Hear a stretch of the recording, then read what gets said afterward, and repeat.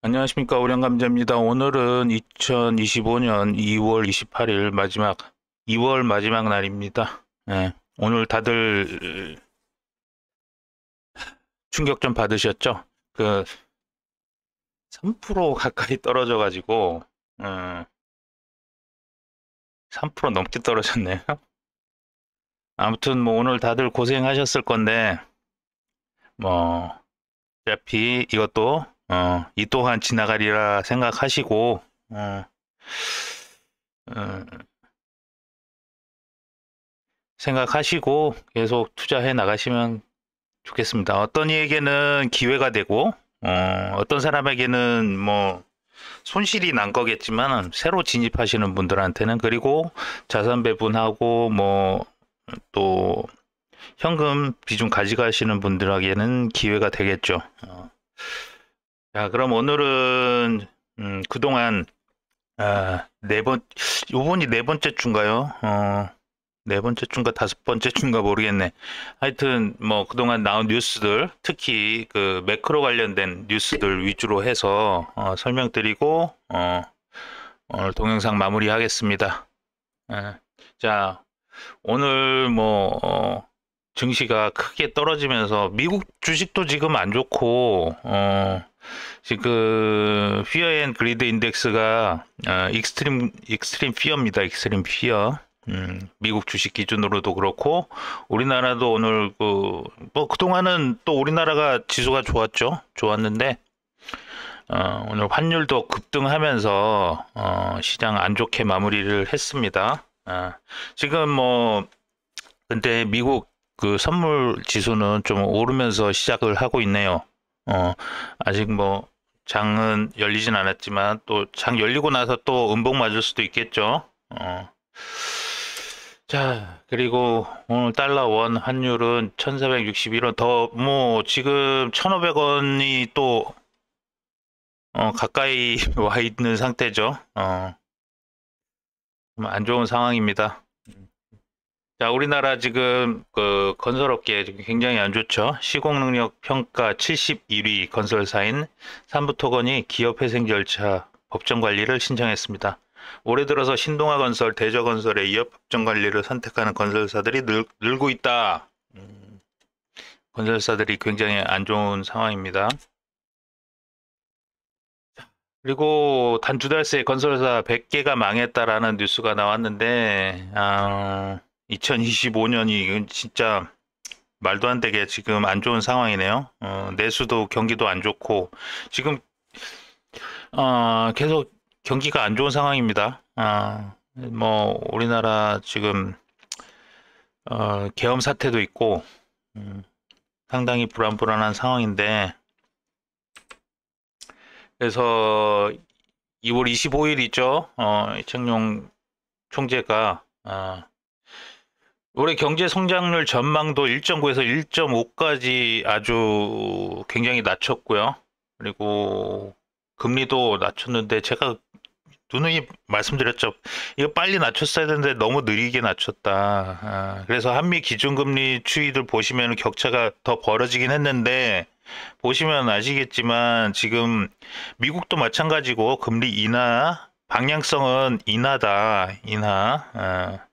어떻게든 지금 뭐 해외 상황도 안 좋고 우리나라가 수출 주도 산업 구조니까 당연히 해외 경기가 안 좋으니까 안 좋겠죠. 그런데다가 국내 뭐 건설 경기도 안 좋고 좀 보시면 아시다시피 건설 투자가 제일 마이너스가 크죠.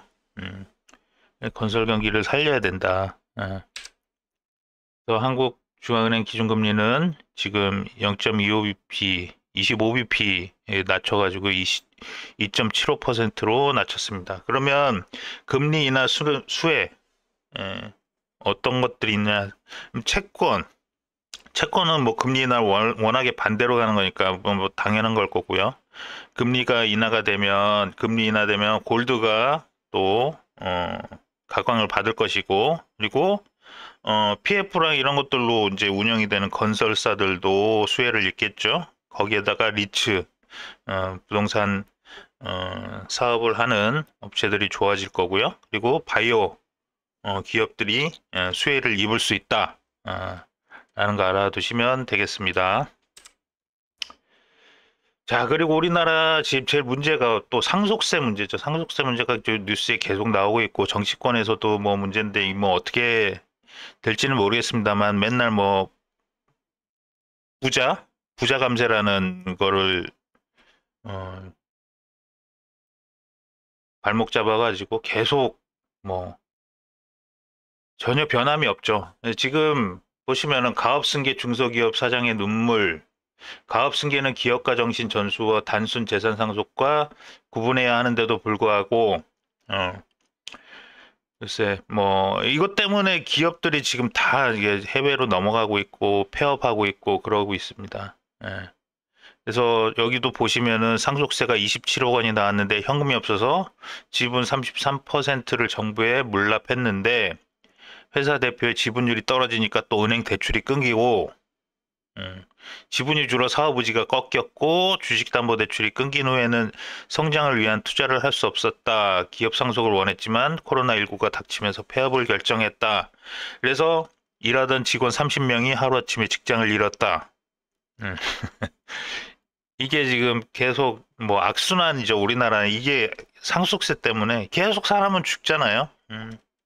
그러면 세율이 도대체 얼마라서 그런 거냐. 다들 뭐 우리나라 상속세 별로 뭐 안 높다고 하는데, 최고 세율이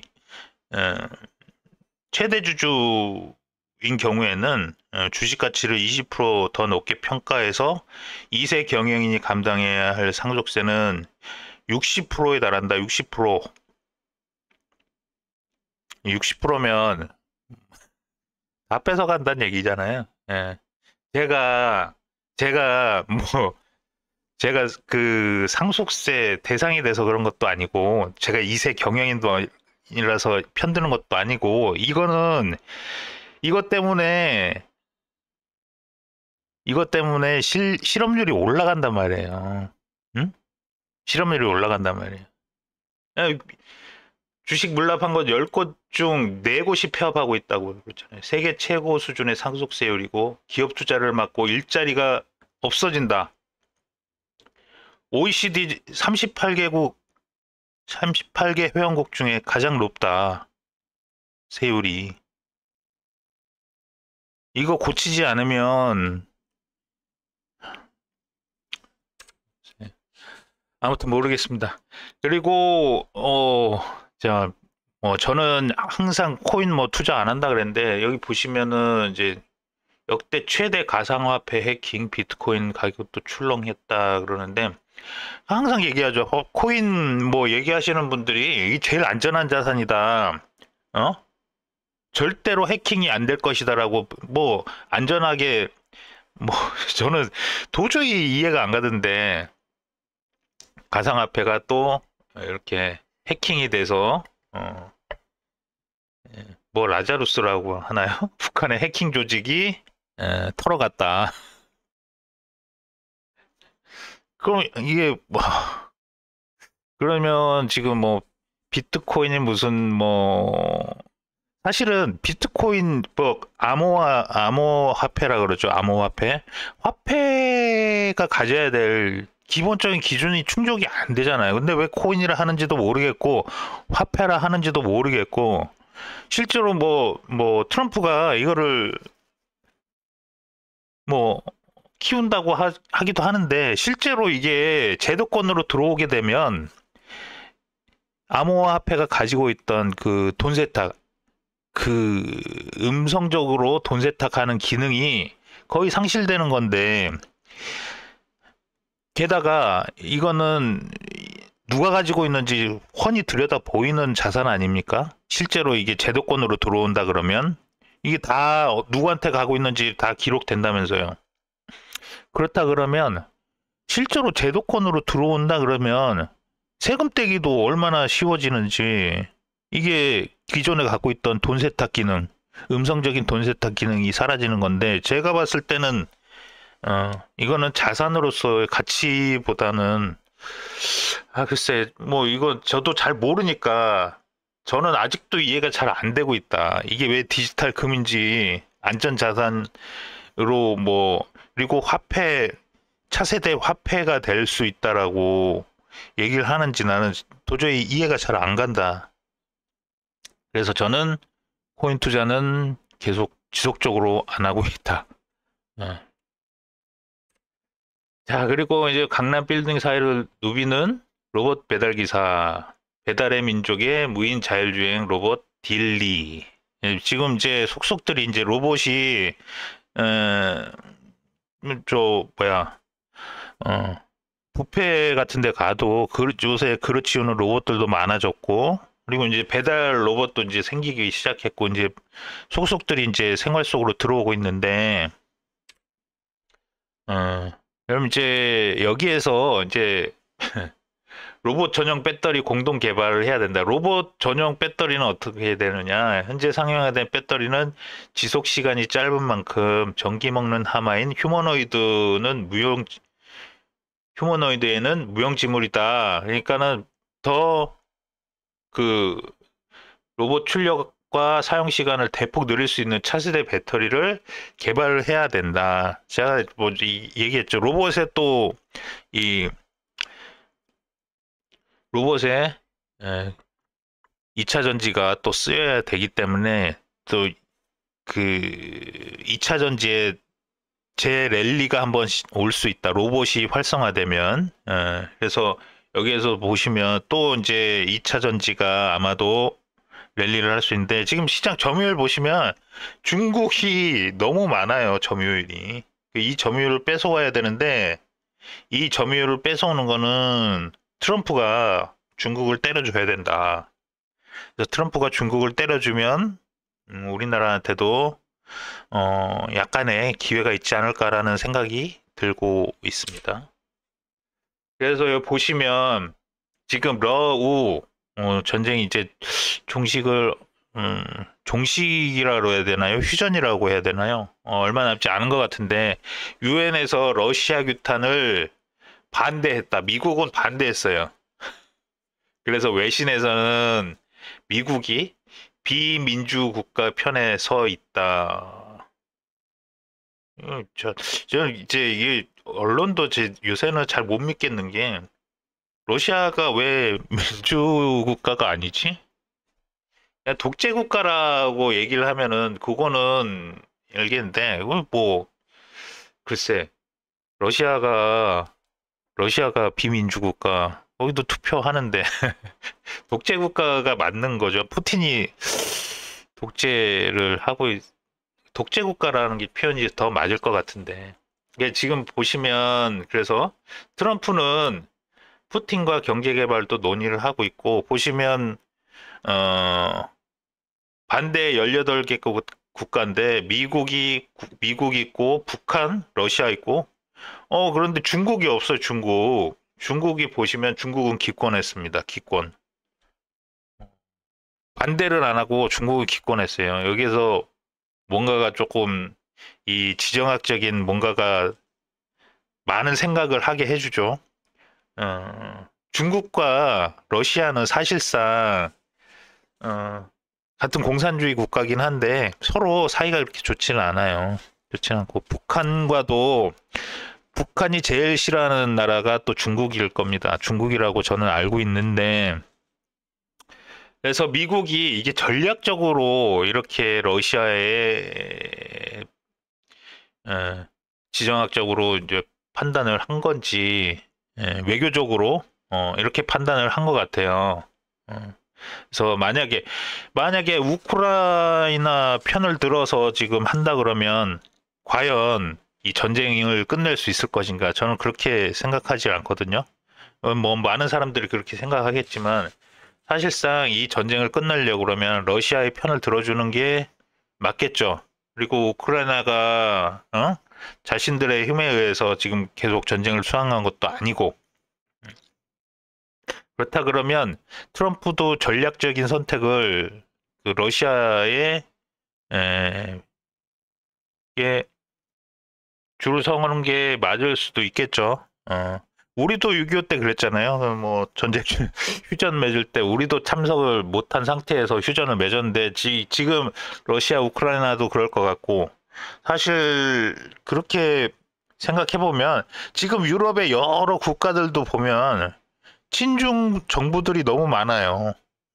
친중 정부들이 많다. 그렇게 따지면 진짜 이게 예전에 그 냉전 시대처럼 이념에 따라서 그렇게 이분법적으로 나눠서 지정학적인 것을 논하게 되면은 이게 외교적으로 오판을 할 수도 있을 것 같고 지금은 미국 입장에서는 러시아 편을 들어서 이 전쟁을 어, 종식시키는 게 아마도 더 나은 결말일 수도 있을 것 같다. 그리고 보면 언론이 얘기하는 것과 또 다른 뭔가 이면에 있을 수도 있어요.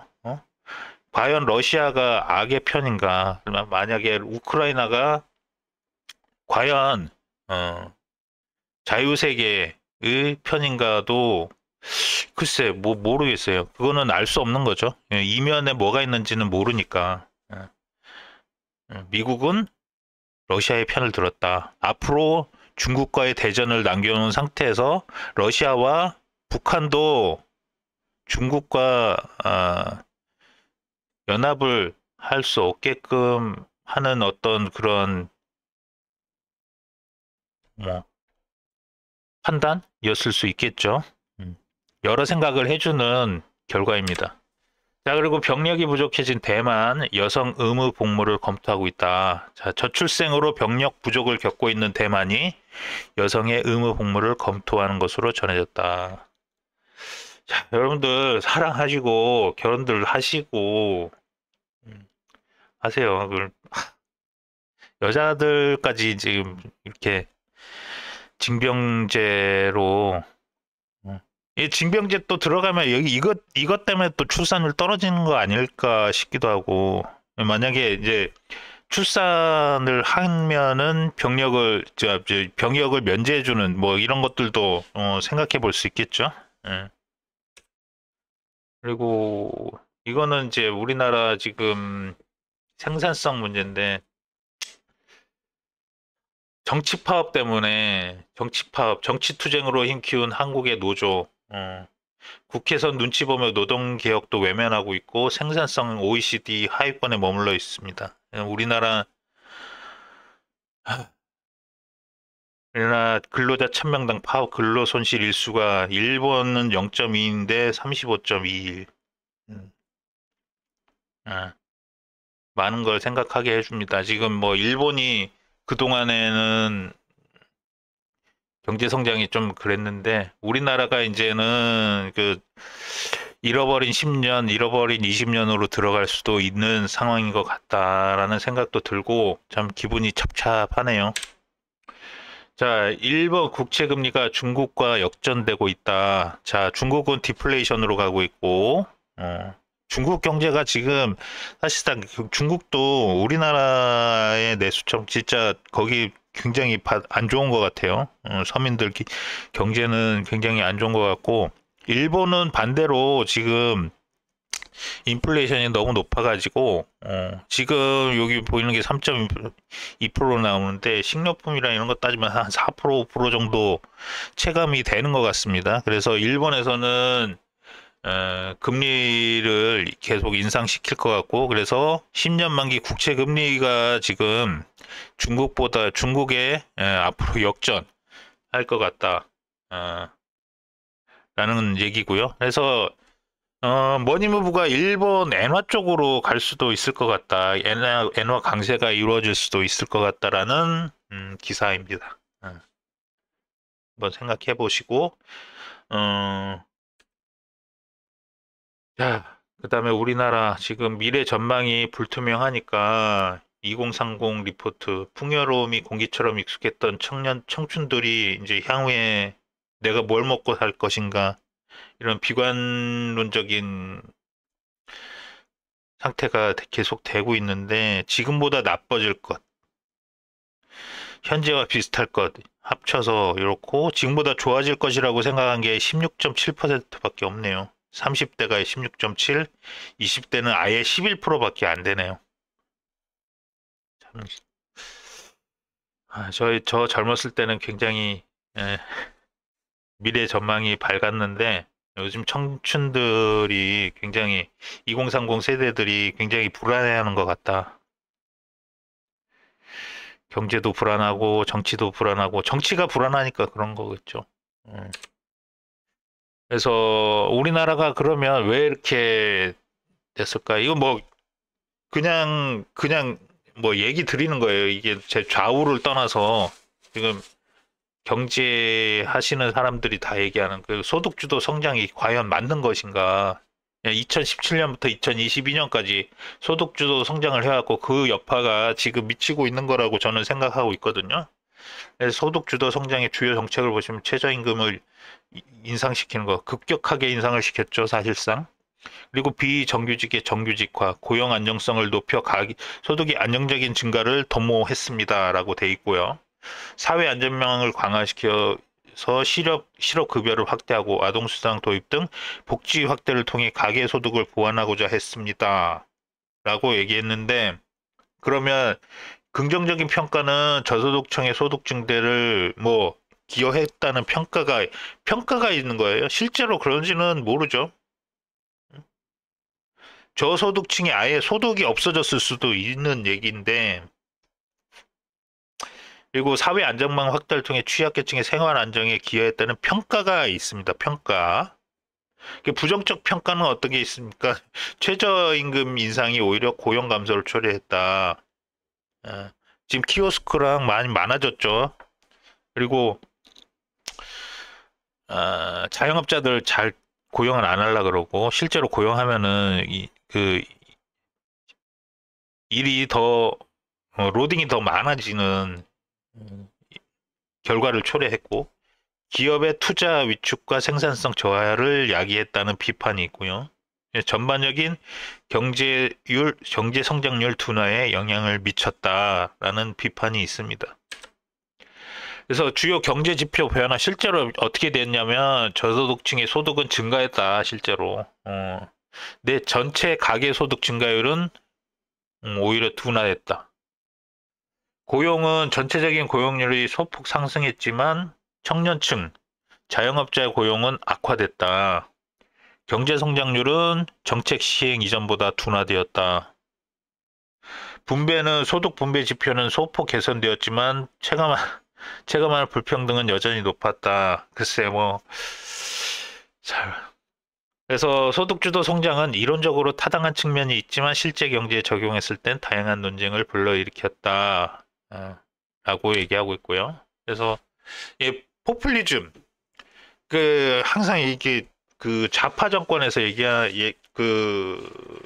표를 얻기 위해서 포퓰리즘이라고도 하잖아요. 대중 지지를 얻기 위해서 현실적인 제약이나 장기적인 결과를 고려하지 않고 인기 영합적인 정책을 펼치는 정치 행태.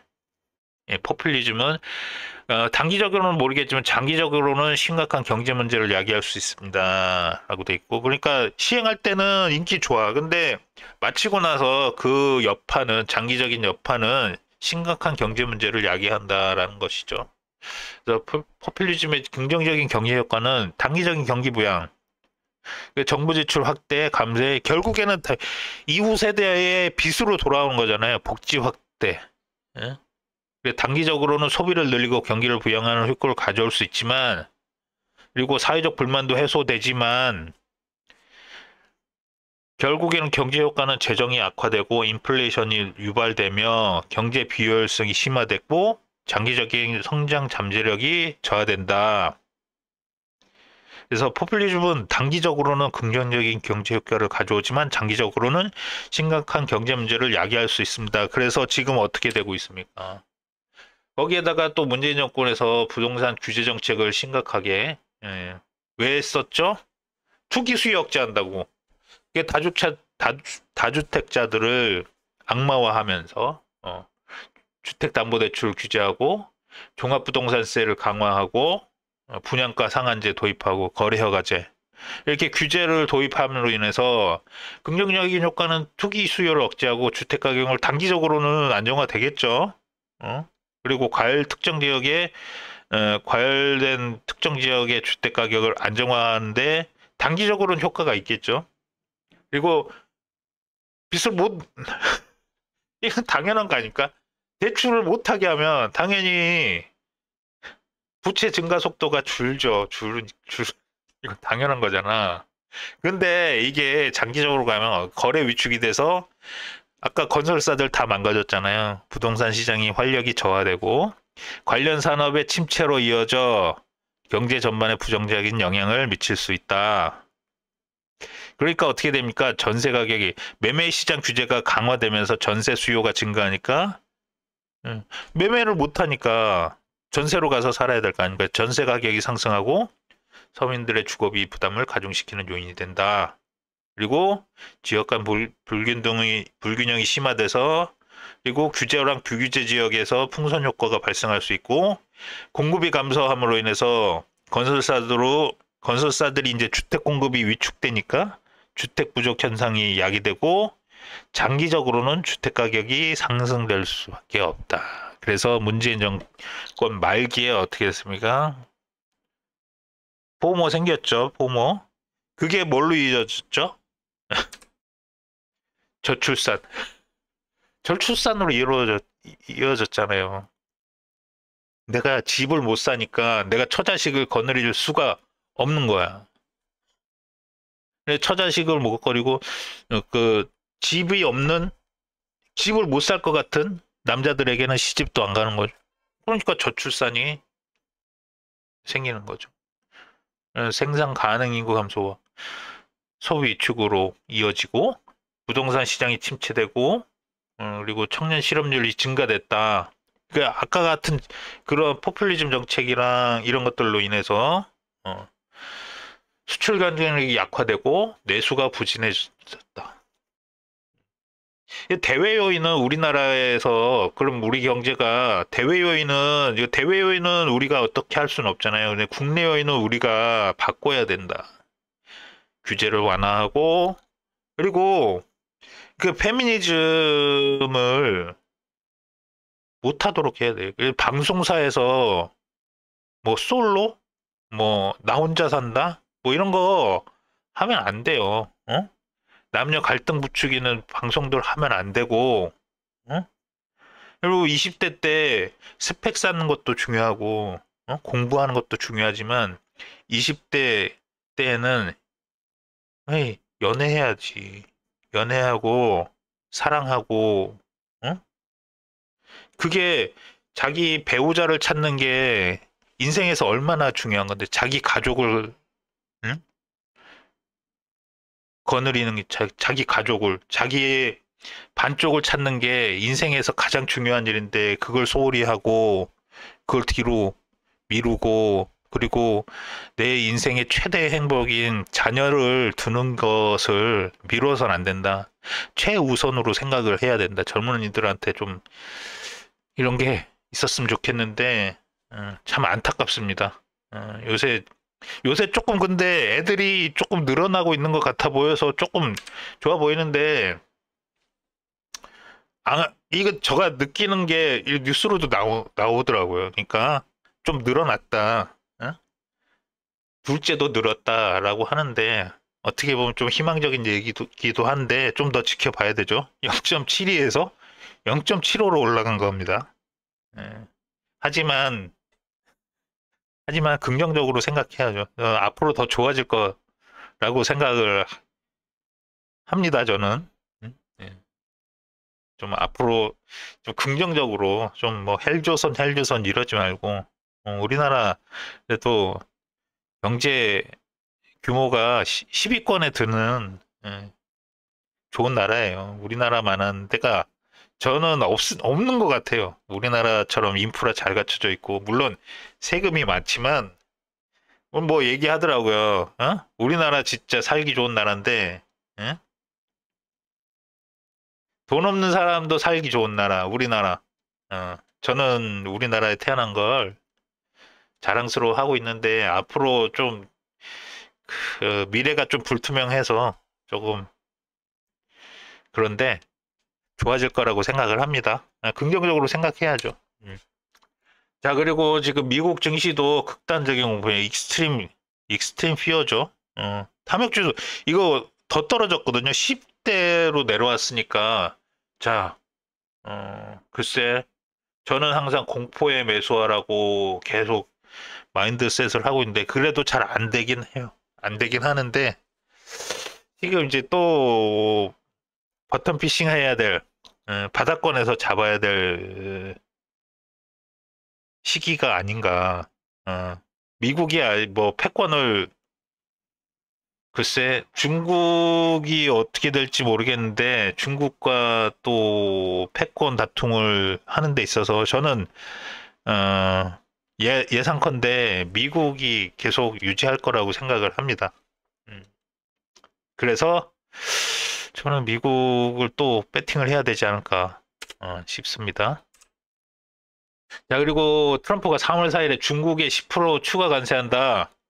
자, 이거 다 뭐 안 좋은 뉴스라고 하는데 저희 그 우리나라 입장에서는 중국 이렇게 때려주면 저는 좋은 것 같은데. 물론 각국 성장률이 전망치를 낮췄다 그러는데 글쎄 대만 3%나 TSMC가 다 하고 있는 것 같은데 대만은 아무튼 뭐 저는 중국에 이렇게 때려주면 트럼프가 때려주면 한국 입장에선 나쁘지 않다라고 생각을 하는 입장입니다. 그래서 오늘 한국 많이 떨어졌는데 오늘 조금 또 코덱스 200 조금 담았는데 예. 더 떨어지면 조금 더 담으려고요. 예. 예. 지금은 공포에 매수하라. 공포 매수해야 되는 예. 물론 너무 또 몰빵하면 안 되고 해야 될 시기가 아닌가라고 생각을 합니다. 공포에 매수하라. 자, 그리고 저번에 그 좀 뭐 쌀밥에 제가 얘기 들었죠. 그 블랙 검은 반도체 뭐 김 하면서 김 수출이 증가하고 김밥이 잘 되니까 저는 밥통을 생각했는데 이 제가 이게 삔또가 어긋났어. 밥통이 아니고 햇반이었네. 햇반. 햇반이 미국 북미 쪽에 84%가 발생을 했다. 아마존의 긍정후기가 넘쳐나고 미국, 호주 등 40개국에 수출을 하고 작년 말 누적 60억 개 판매가 됐다. CJ 제일제당 즉석밥 햇반의 위상이 날로 높아지고 있다. 밥통이 아니었네. 햇반이 잘 팔린답니다. 햇반. 자, CJ 제일제당이고 오뚜기도 햇반이 이런 거 있었던 것 같은데 즉석밥 요게 햇반이 지금 뭐 많이 팔린다고 하니까 뭐 또 제가 CJ 제일제당도 좀 갖고 있는데 많이는 안 갖고 있고요. 어떻게 될지 모르겠습니다. 아무튼 오늘은 여기까지 준비했고요. 그리고 최근에 말에 2월 달은 안 좋은 달이라고 했잖아요. 결국에는 그게 확 떨어지네요. 그죠? 그래서 초반에는 조금 좋았는데 결국에는 말로 갈수록 안 좋은데 2월 달 수익이 어떻게 됐는지 뭐 손실 봤을 수도 있고요. 그 내일 계산해서 연휴 끝나고 아마 다시 한번 말씀드리고 오늘은 여기까지 하고 동영상 마무리하겠습니다. 이상 우량감자였고요. 3월, 4월은 또 좋은 달이니까 한번 기대를 해봅시다. 아마 2월 달이 안 좋은 달이라서 이렇게 된 게 아닌가 싶기도 하고 3월에는 또 좋은 시간이 올 것 같으니까 여러분 모두 즐겁게 2월 마무리 하시기 바랍니다. 이상 우량감자였습니다.